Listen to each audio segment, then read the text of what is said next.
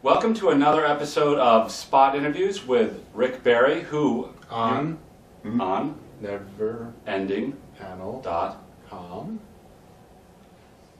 Yeah. This is Rick Barry. This is Rick Barry. Bring up the music. Bring up the music. Rick Barry is, you may not know, the first artist who ever created a digital cover for a science fiction magazine and a novel. And the novel is... No, back up. You gotta back up because you gotta cut it. No, we don't. Yeah, you do. This is fine. It's not fine. This is great. This is disrespectful. This is It's not gotta be disrespectful. fluid. See, I like this part. It's got to be right in there. No, dude. It's got to be. You don't say you're Rick Barry, disrespecting- very first designer of a If you digital don't cover say you're for a very disrespecting, famous. he will cut this. No, and but it'll if you're be like, crystal clean and boring. if you're like chopping I can shorten it for you. then it looks stupid. First digital cover for a novel in the world. You do Which it. happens. You do. No, That's all you you do have to say. You do it. First Second. digital No, cover. not first digital because you've got to cut it. Yeah. Clean. Not clapping. So, hello, ladies and gentlemen. Welcome back to the neverending.com universe. And here we have another- Neverendingpanel.com. There's no never-ending universe. neverendingpanel.com universe. You want to do this? Go ahead. Okay, thank you. Welcome to another edition of neverendingpanel.com. We have another micro interview, and this time we have Rick Barry, who has the distinction of having created the very first digital cover for a novel in history. And what's interesting about it is what the novel was. Some of you might not thinking, a lot of you are desperately thinking, okay, what the heck is it going on to Google? We'll just tell you. It was Neuromancer, William Gibson's novel. That one that all of you go, oh yeah, this is the guy that actually did it. We got to ask you, what's the story in that? What made you decide? How were you there? Just be able to do the first digital? There's got to be a confluence of events there. It was Berkeley Books, and they had this really charming way of ending a bad day. And they would order up magnums of champagne, pick an editor's office, and they would all sort of file in there and sit around and demolish whatever that bad day was. And I must have been picking up a painting or dropping one off, a cover or something. And I have joined them. And after a while, the champagne's talking about, I'm telling cowboy stories and things like that from the West, and I'm enjoying myself. And perhaps to cut me off, I don't know, the vice president says, what are we going to do about that Gibson book? Because it already had a cover, a nice one, James Warhol, very good artist. And I'm puzzled. I said, well, it does have this lovely cover. I said, well, we know it's going to win all these awards. And we decided to do something special for it. And I went, what's that? And I said, well, we thought we'd do computer art, which is what they called it back then. Right. And I quite completely punked on the champagne and said, well, I'm from Boston. It's like a computer capital of the world. I can do that cover for you. So the next day, in a horribly sort of sobering awareness and pain and woe, I realized I'd been lying to my then biggest client. And I have no computer, I have no nothing, you know. And then I go, what was it I said? What was that Boston Capital World? And so I went to the Media Art Building at MIT, and I talked to a very kindly janitor. There's crypto-locks on the doors. And I said, I'm here to see Muriel Cooper at the Visual Language Workshop, which was the to-do back then. And he goes, oh, and I'm dressed very nicely, so he doesn't really think that I'm a criminal. He works in, and I'm in, but it's the Architecture Machine Group, and they're doing defense contracting. And I go, oh my God, there's little farmers being run over by tanks and things like that. It's all the war games that now are commonly available. You took out 30 cows. Yeah. Yeah, but that's what's, you know, and there's two big Ramtech mainframes with all these Spark stations. And there's these hackers there, they're MIT hackers, and they're in cutoff jeans, and they're really bright kids. And one I later on saw in Stuart Brand's book, the Media Lab, is the very same kid, Mike Holly.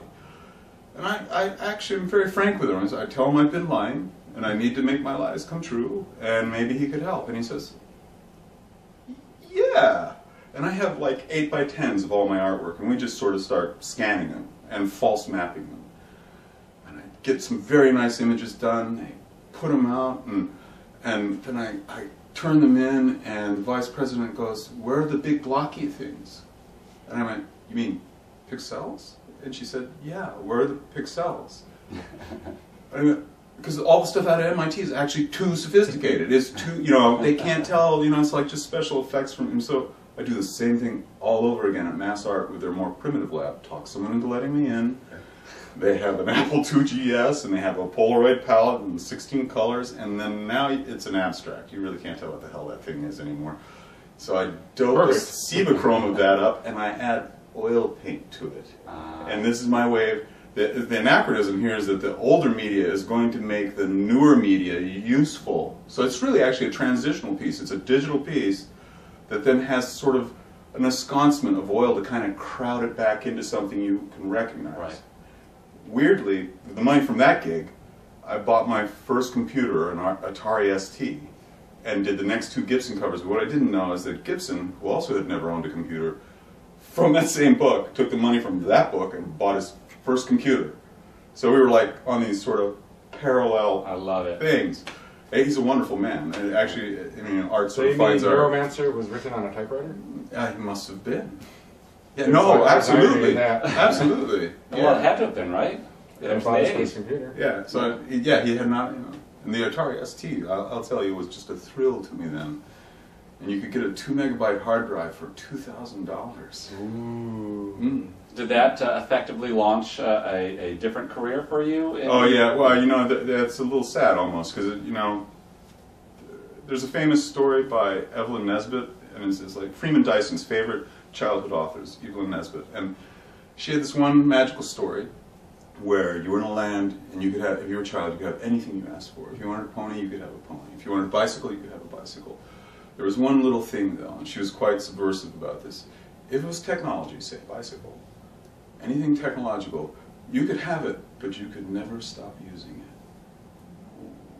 it. And I have never gotten away from computers since, and believe me, there have been times I have wanted to. I mean, this thing actually has my ass, but it sort of has the world's ass. There's no unplugging them now. Right.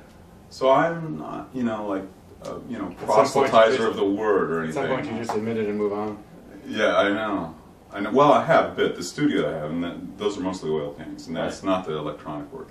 I'm referring to a book I gave you guys. Right. Right. That's almost all oil painting. And Well, you can And say the the name of the digital book work. for the. We'll put it up on screen too. As You can a actually link. just show them the book right now. It's oh, right you there. could. You Let's could. show them the book. Yeah. Rick Barry's Sparrow. Yeah, it's number Yeah. 6 in a series. And here's where you click on it, on this link right here. Beautifully done. We have special effects. Yeah, you guys are And like the really link is here, right? Where's the link, Eitan? Where do we want the link to be for the intern? Okay.